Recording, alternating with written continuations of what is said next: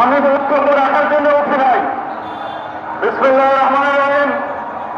আলহামদুলিল্লাহ, আমাদের প্রিয় নেতা, আপনাদের নেতা, বাংলাদেশের গণমানুষের নেতা, গণতান্ত্রিক আন্দোলনের শীর্ষ নেতা, আমাদের আগামীর বাংলাদেশের দিক নির্দেশক, এদেশের গণতন্ত্রের রক্ষা কবচ, স্বাধীনতা সার্বভৌমত্বের রক্ষা কবচ, আমাদের প্রিয় নেতা, প্রাণ প্রিয় নেতা জনাব তারেক রহমান আপনাদের সামনে আপনাদেরকে ধন্যবাদ জানাবেন, জাতির প্রতি কৃতজ্ঞতা জানাবেন। গণতান্ত্রিক সংগ্রামের মধ্য দিয়ে ফ্যাসিবাদের পতন হয়েছে, গণতন্ত্র অবমুক্ত হয়েছে, সেজন্য আপনাদের প্রতি কৃতজ্ঞতা জানাবেন, তিনি আমাদের মধ্যে ফিরে আসতে পেরেছেন। আমি আহ্বান জানাচ্ছি বাংলাদেশের গণমানুষের নেতা, আমাদের প্রাণ প্রিয় নেতা, বাংলাদেশের আগামী দিনের দিক নির্দেশক জনাব তারেক রহমান, জনাব তারেক রহমান।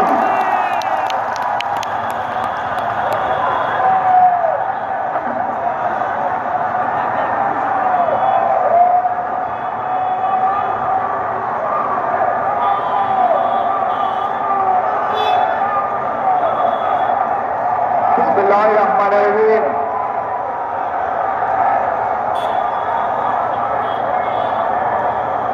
প্রিয় বাংলাদেশ, উপস্থিত প্রিয় মুরব্বীবর্গ, মঞ্চে উপস্থিত জাতীয় নেতৃবৃন্দ,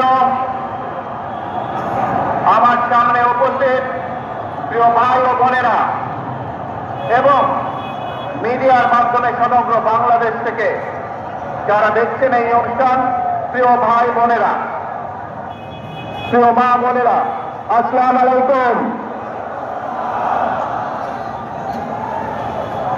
প্রিয় ভাই বোনেরা, আজ প্রথমে আমি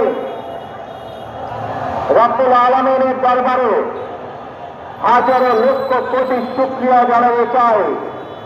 রব্বুল আলামিনের অশেষ রহমতে আজ আমি আমার প্রিয় মাতৃভূমিতে ফিরে আসতে পেরেছি আপনাদের দোয়ায়।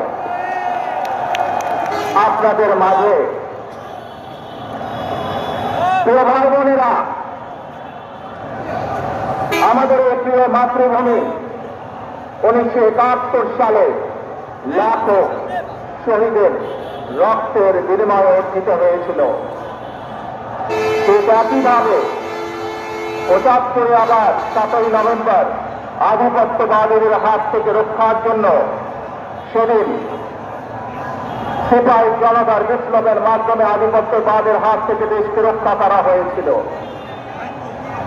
একইভাবে পরবর্তীতে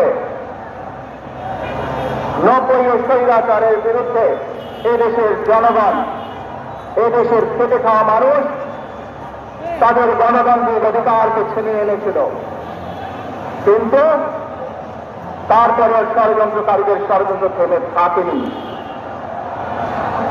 আমরা তারপর দেখেছি 2024 সালে, 71 সালে এই দেশের মানুষ যেমন স্বাধীনতা অর্জন করেছিল, 2024 সালে এদেশের ছাত্র জনতা সহ সর্বস্তরের মানুষ, কৃষক, শ্রমিক, গৃহবধূ, নারী, পুরুষ, মাদ্রাসার ছাত্র সহ দল মত নির্বিশেষে, শ্রেণী পেশার নির্বিশেষে সকল মানুষ সেদিন 2024 সালের 5ই আগস্ট এই দেশের স্বাধীনতা এবং সার্বভৌমত্বকে রক্ষা করেছিল।